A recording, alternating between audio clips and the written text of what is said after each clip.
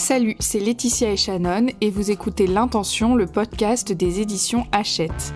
Aujourd'hui, nous recevons Camille Aumont-Carnel pour son livre Fleur de sel, un album jeunesse illustré par Aurélia Fronti et publié aux éditions Gauthier-Langros.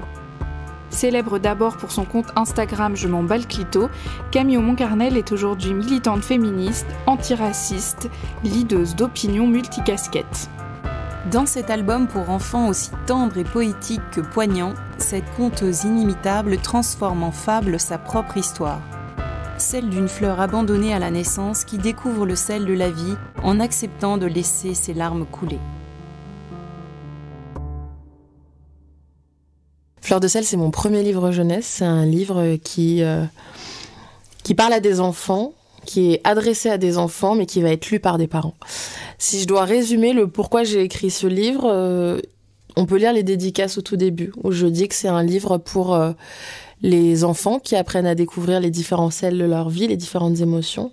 C'est un livre aussi et surtout pour les adultes qui peut-être ont encore du mal à gérer leurs émotions. C'est aussi un livre pour des anciens enfants qui n'ont pas pu pleurer, qui n'ont pas eu l'espace, qui n'ont pas eu la possibilité de pleurer. C'est une histoire qui me raconte, mais c'est finalement une histoire qui raconte ce que c'est que de faire famille et les enjeux qu'il y a autour du lien, autour de l'attachement, autour de la responsabilité autour d'un lien. Le sujet, c'est pas d'être adopté, pas adopté à 5 ans, à 1 mois, être en rupture familiale. Non, c'est le fait de se dire, il y a aussi les liens du cœur, il y a aussi le fait de faire famille qui est une démarche. Il n'y a pas, on est forcément dans une famille et c'est comme ça qu'on fait famille. Non, ça peut être une véritable démarche envers l'autre. Et ce qu'il faut chérir, c'est pas tellement le sentiment d'appartenance, c'est pas tellement l'importance de la famille. Non, ce qu'il faut chérir, c'est la responsabilité qu'on a face à un lien qu'on a envie de maintenir et auquel on tient. C'est un choix. Et faire famille, c'est un choix, c'est une démarche. Et si j'assume même mon propos jusqu'au bout, je dis qu'il y a une dimension de discipline. Et on est responsable, pas forcément de l'autre, on est responsable de son lien envers l'autre. Et comment est-ce qu'on le chérit ? Du coup, comment est-ce qu'on le nourrit ? Comment est-ce qu'on le cire ? Comment est-ce qu'on le protège ? Comment est-ce qu'on l'imperméabilise ? C'est tout ça qui vient naître en termes de thématiques et d'axes vraiment narratifs de cet ouvrage. Première intention, accueillir ses émotions. C'est l'histoire d'une fleur qui comprend pas pourquoi elle est toute seule dans le désert. Et s'il y a bien une certitude qu'elle a, et qu'on a tous, c'est qu'une fleur dans un milieu aride, ça ne vit pas, ça ne survit pas. Cette fleur, elle aperçoit au loin une famille avec plusieurs membres des mêmes familles à chaque fois. Et donc c'est la seule qui est toute seule et c'est la seule qui ressemble à personne. Ce qui se passe, c'est qu'il y a la notion du temps qui rentre très vite en jeu. Parce qu'eux ont réussi à s'organiser et à créer un foyer. Et donc, il y a la dimension de survie et en fait, on arrive à organiser notre quotidien de façon à subvenir aux besoins primaires et premiers de tout le monde. Or, moi, sans eau, je meurs. Elle décide de partir à la recherche de sa famille parce qu'elle apprend qu'ils ont quitté la zone justement pour ces questions d'eau et d'aller donc plus loin. S'installer dans un campement où, juste à côté d'un lac, et donc la dimension d'eau qui est absolument nécessaire n'est plus un sujet. Ce qui se passe avec cette fleur, c'est qu'elle se dit, en fait, pour que moi j'arrive à traverser, que potentiellement j'arrive à les rejoindre sans mourir et sans y rester, il faut absolument que je sois forte. Et en fait, ça veut dire quoi être fort ? Être fleur, ça veut dire on pleure pas, ça veut dire on se plaint pas, ça veut dire on serre les dents et on avance. Et au bout du 3e jour, elle s'écroule. Elle s'écroule et elle se rend pas du tout compte. Mais en fait, elle pleure pendant toute la nuit et elle s'effondre. Quand elle se réveille le lendemain matin, non seulement elle se sent bien, elle est irriguée, ses pétales sont redevenus brillants, sa corolle est, encore une fois, elle est redevenue lumineuse, ses branches sont d'un vert vif, ses racines, elles sont bien, elles sont humides. Et elle découvre qu'à côté, elle a aussi un bocal avec des cristaux dedans. Elle revient au village, elle fait goûter, elle dit « je sais pas ce que c'est, j'ai pleuré. S'il y a bien une chose qui est sûre, c'est que je sais fabriquer de l'eau. » Et à ce moment-là, elle comprend 2 choses. Elle comprend quand une des mamans goûte et elle dit « ah, c'est du sel de désespoir », qu'elle a dû arriver à ce stade de désespoir qui, pour elle, lui a permis de lâcher prise. Et lâcher prise, c'est s'autoriser à vivre ses émotions. Et à ce moment-là, ce que tu ressens, oui, c'est du désespoir. Et en fait, tu pleures. Le rapport aux émotions dans cet ouvrage-là, c'est... pleurer, ça fait du bien. Alors, j'y vais même aller plus loin. Pleurer, parfois, ça peut sauver. Mais surtout, être connecté à ses émotions, c'est vital. Et on ne peut pas faire sans. si on fait sans, à un moment donné, on y reste. Et moi, j'ai l'impression que dans cet ouvrage-là, ce que c'est venu raconter de moi et de beaucoup, beaucoup d'enfants qui ont été traumatisés, et pas forcément avec les mêmes traumas que moi, c'est on fait quoi de tous ces enfants qui n'ont pas pu pleurer ? On fait quoi de tous ces enfants qui ne se sont pas autorisés à pleurer ? Et on fait quoi de tous ces enfants qui, du coup, n'ont pas appris à pleurer ? Ça donne des adultes qui ont une gestion de leurs émotions un peu compliquée. Et ce que je veux dire par là, c'est que c'est un apprentissage et qu'il y a certaines thématiques et qu'il y a certaines actions, c'est OK de revenir à la notion d'apprentissage. Et je sais que ça nous coûte quand on est adulte, mais moi, par exemple, ma psy m'a réappris à pleurer. Moi, j'étais une enfant qui ne pleurait pas. Si vous posez la question à ma mère, elle dit non, mais alors, moi, je ne me plaignais pas, je ne pleurais pas. J'ai été autonome très, très vite, je faisais mes trucs. Alors, c'est pas normal. Ça s'appelle être traumatisé. Pleurer, ça fait du bien. Pleurer, c'est important. Pleurer, ça ne veut absolument pas dire qu'on est faible. Bien au contraire. Les personnes qui pleurent sont des personnes qui sont très, très fortes. Et j'ai envie de dire à tous ces adultes-là qui ont été des enfants qui pleuraient pas, bah, c'est pas trop tard. Et vous pouvez pleurer maintenant. Et surtout, vous pouvez du coup, parce que vous vous autorisez à pleurer, mieux gérer et mieux accompagner la façon dont vos enfants vont gérer leurs émotions et pleurer. Et c'est OK. Deuxième intention, faire famille. Je le dis et je le redis, ce n'est pas un livre qui parle d'adoption, c'est un livre qui parle d'affiliation.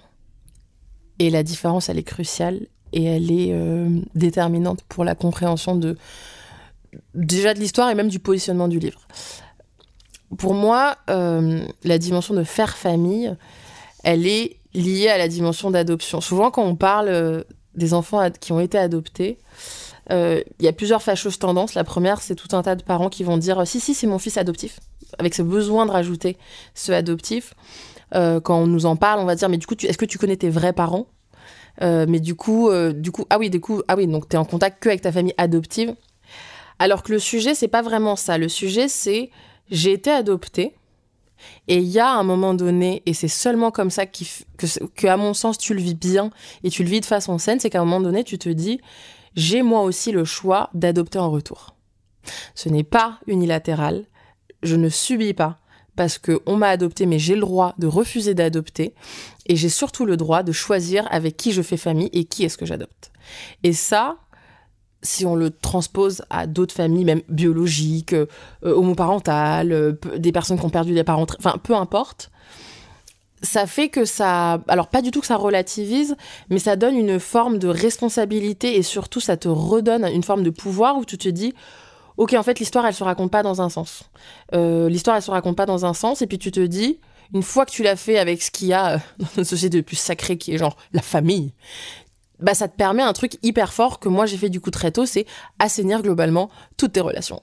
Qu'elles soient professionnelles, qu'elles soient amicales, qu'elles soient amoureuses. Et en fait, du coup, tu décides d'être en lien et tu décides ou pas de rompre des liens, mais tout ça se fait du coup de façon consciente, de façon absolument pas hiérarchique. Donc moi, dans la façon que j'ai d'imaginer les liens que j'ai avec les autres gens, je ne vois pas du tout ça comme une pyramide en me disant « Ok, il y a d'abord la famille, ensuite il y a potentiellement mon mec, donc ma relation, ensuite il y a mes potes, ensuite il y a mon taf. » Je ne vois pas ça comme une forme de pyramide, je vois ça de façon très très égalitaire.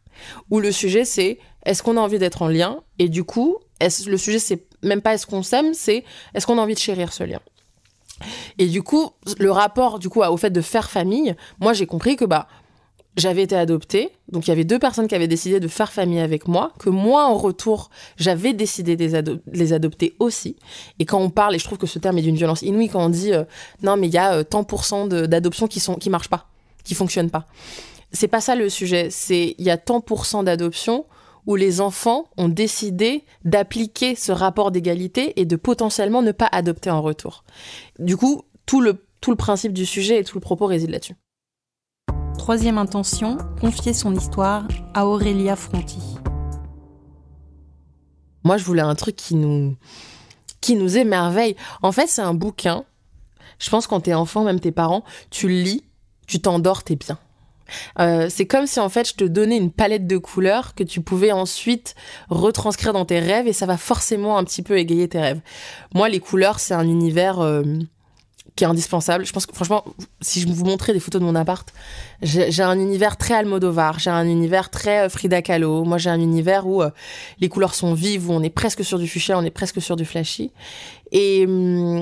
Et ça, c'est des indications, par exemple, dont j'ai même pas parlé avec Aurélia. Naturellement, ce qu'elle a retenu de cette histoire, c'est que c'était de la couleur, qu'on n'était pas dans un discours de victimisation, qu'on n'était pas dans un discours où on était presque dans de la tragédie. C'est pas ça ce que ça raconte. Ce que ça raconte, ça veut dire quoi d'avoir la soif de vivre? Ce que ça raconte, ça veut dire quoi de se dire qu'on est capable de faire famille avec des personnes parce qu'on arrive à trouver des outils, des supports, des prétextes pour finalement faire famille et communier. Et tout ça, ce que ça donne, je pense que c'est avant tout, oui, un message d'espoir, mais c'est surtout un message de joie, en fait. Et les messages des joies, du coup, ça donne des aplats de couleurs qui sont incroyables. Et ce qu'il faut savoir, c'est que 100% de la faune et de la flore qui font partie de l'histoire sont des véritables paysages qui existent, des véritables localisations. Quand je parle de cette fleur qui vient du désert de Timtouma, il existe vraiment au Niger. Quand je donne la distance entre le désert de Timtouma et le lac Khatam au Tchad, c'est la vraie distance. Donc il y a un travail, notre support, c'est avant tout un travail de recherche, un travail d'archives nécessaire qui derrière a été retranscrit en univers créatif qui est celui d'Aurélia. Mais les couleurs sont nécessaires. Je pense, franchement, quand on me rend compte, je sais que les gens se disent pas « Ouais, Camille, si on devait te donner une couleur, ça serait le gris. » Non, pas du tout. Les gens se disent « Camille, c'est un putain d'arc-en-ciel. » Et donc, ça veut aussi dire ça. Et ce livre, il me ressemble aussi beaucoup. 4e intention, célébrer le partage et les sels de la vie. Il y a les sels de larmes de fou rire, il y a les sels de larmes de tristesse, il y a les sels de larmes de j'ai fait pipi au lit, il y a les sels des larmes de mamie me manque, et puis on peut aller même encore plus loin. Il y a les sels des larmes de je comprends pas pourquoi on me vole tout le temps mon goûter, il y a les sels de larmes de pourquoi on se moque de moi, pourquoi j'ai pas d'amis, de chatouille. De tout en fait, c'est ce qu'on appelle tout simplement les sels de la vie, hein. Et des sels qu'on va réutiliser et des sels qui sont le parfait prétexte pour faire famille, parce qu'en fait il se passe quoi une fois que t'as compris que t'as pas la même couleur de peau que tes parents, que t'as pas la forme de leurs yeux, que vous n'avez pas la même carnation, que vous n'avez pas la même génétique, que en fait c'est criant visuellement que non, je ne suis pas sortie du vagin de cette femme. En fait il reste quoi du coup pour faire famille? Il reste tout le reste qui fait qu'on arrive à partager des moments. Il reste tout le reste qui fait qu'on arrive à communier, à faire famille. Et pour faire famille, moi, je crois à une forme quand même aussi de ciment. Dans cet ouvrage, moi, ce que j'ai décidé d'en extraire, c'est ces sels. Parce qu'on se retrouve du coup avec une fleur qui s'appelle Ouda, qui partage avec tous les autres membres de cette famille la connaissance de ce que c'est que le sel de désespoir, de ce que c'est que le sel de frustration, de ce que c'est que le sel de fou rire de Guilly. Et c'est autour de ça qu'ils arrivent à communier et qu'ils arrivent à se ressembler. Et de ces sels, on cuisine. On cuisine, on nourrit. C'est comme si en fait on avait besoin de ressortir pour faire rentrer derrière ensuite ces sels pour tout simplement les traverser, les vivre. Et moi la cuisine a une place centrale dans ma vie. Moi je suis une grande frustrée des mots. Vous l'avez remarqué, je fais des phrases qui sont très très longues. Et encore là je me contiens entre ce que j'ai dans le cerveau et la façon dont le corps humain est fait et m'autorise et me permet de communiquer avec l'autre, c'est très réduit. Moi, je perds 90% de l'information, alors que dans ma tête, c'est très clair et c'est très beau et c'est très juste. Et cette nuance que ne m'apportent pas les mots, la cuisine me l'apporte. Pourquoi ? Parce que c'est au gramme près. Et ça, c'est très fort. Et moi, la cuisine est venue me sauver à un moment donné où justement, j'étais dans l'incapacité, 1, de me connecter à mes émotions, et 2, face à cette frustration de la communication qu'en tant qu'humain on a, en fait je me suis retrouvée à être, et je me rappelle de phases où j'ai été très taiseuse par justement besoin de faire honneur à la justesse du propos que je ne pouvais pas tenir. La cuisine est venue me sauver à plusieurs moments. Donc j'ai des gens ont compris que je les aimais parce que j'ai cuisiné pour eux. Je me suis embrouillée en cuisine, j'ai aimé en cuisine, j'ai séduit en cuisine, j'ai pardonné en cuisine, j'ai détesté en cuisine. Mais la cuisine est centrale. Et donc, ça fait à peu près 11 ans, 10 ans maintenant, que je mets des plats sur ce que je ressens, que je mets des plats sur ce que je veux dire. Et les personnes qui sont proches de moi savent qu'on arrive à communiquer comme ça. Et l'intention passe. Là où parfois dans les mails, dans les appels, dans les emojis, même ça suffit pas. Je trouve que c'est très petit. La cuisine m'apporte autre chose. Et donc c'est pour ça qu'au sein de cet ouvrage, le besoin de remettre la cuisine au centre comme prétexte de communion, je le dis à chaque fois, moi à ma table, le seul moyen aujourd'hui, dans la société dans laquelle on vit, dans mon quotidien, que j'ai trouvé pour le temps de 2 heures, mettre tout le monde d'accord sur un truc, laisser les disparités, qu'on communie autour de quelque chose et qu'on se mette d'accord sur quelque chose, c'est faire à manger. C'est le seul truc que j'ai trouvé. Même la musique, ça marche pas. Parce qu'en fait, oui, mais moi, je l'ai trop écouté, parce qu'en fait, moi, je connais pas, du coup, vous chantez. Non, le seul truc que j'ai trouvé, où je vais parler franchement, les gens sont autour de la table, ferment leur bouche et on est d'accord tous et toutes, alors qu'en fait, on peut être de partis politiques différents, on peut avoir des enjeux culturels, des enjeux philosophiques, spirituels, économiques. Non, tu viens chez moi, je te fais un plat de lasagne, je te jure, tout le monde est d'accord. Et donc, c'est aussi un ouvrage qui met à l'honneur ça, qui met à l'honneur le fait de se dire, venez, peut-être on essaye de plus se concentrer sur les choses qu'il faut qu'on arrive à communier ensemble, tout en ayant des différences, plutôt que les choses qui nous séparent. Ça peut être hyper bateau ce que je suis en train de raconter. Je pense que ça fait plein de choses qui se passent en ce moment. Et on voit les posts où les gens disent, oui, mais ça serait bien qu'on essaye depuis tôt se focaliser sur les choses qui font qu'on se ressemble. Mais en fait, moi, ça me paraît vital. 5e intention, assumer son désir de maternité. L'écriture de ce livre, alors déjà, ça m'a beaucoup apaisée. Ça a apaisé les 27 versions annuelles de moi qui peuvent exister. C'est un câlin énorme à la petite fille toute seule abandonnée sur un lit d'hôpital à quelques jours. C'est un câlin à mon moi de comment j'ai commencé ma vie. Ça m'a permis matériellement, et moi j'ai souvent besoin de cette transformation et de ce passage à un truc matériel, tactile, palpable. Ça m'a permis d'assumer que je voulais vraiment être mère et que c'était un statut et que c'était une mission qui ne me faisait pas aussi peur que ça et dont j'avais très très envie, malgré mes ambitions de carrière, malgré tout ce qu'on peut imaginer. J'avais envie que c'était un véritable projet à part entière. Et ça m'a permis aussi de laisser transparaître une forme aussi de capacité à communier, de se dire qu'en fait, t'es pas forcément obligé d'être à l'initiative de tout, que parfois il y a des personnes avec qui tu vas travailler, qu'elles ont rien besoin de prouver, que vous allez juste vous choisir parce qu'en fait, tu sais pas pourquoi, mais à ce moment-là, ça résonne bien et c'est la bonne personne et t'y vas.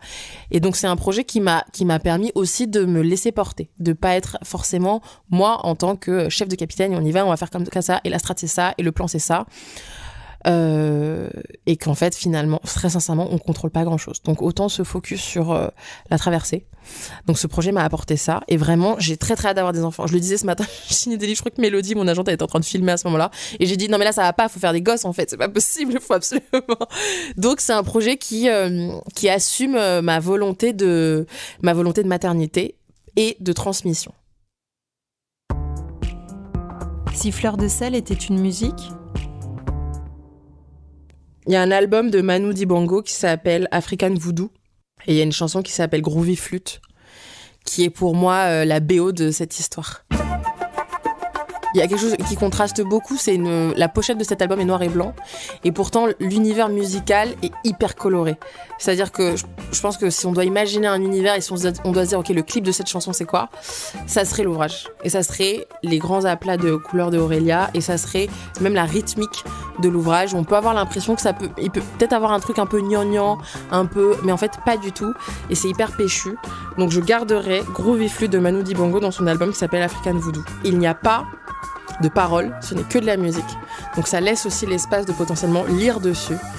Ça laisse l'espace de s'imaginer plein de choses. Donc lui, il a renoncé aux paroles. Il a choisi de ne pas en mettre. Et pourtant, du coup, ça fait que ça laisse à d'autres personnes un univers et un espace énorme d'adaptation.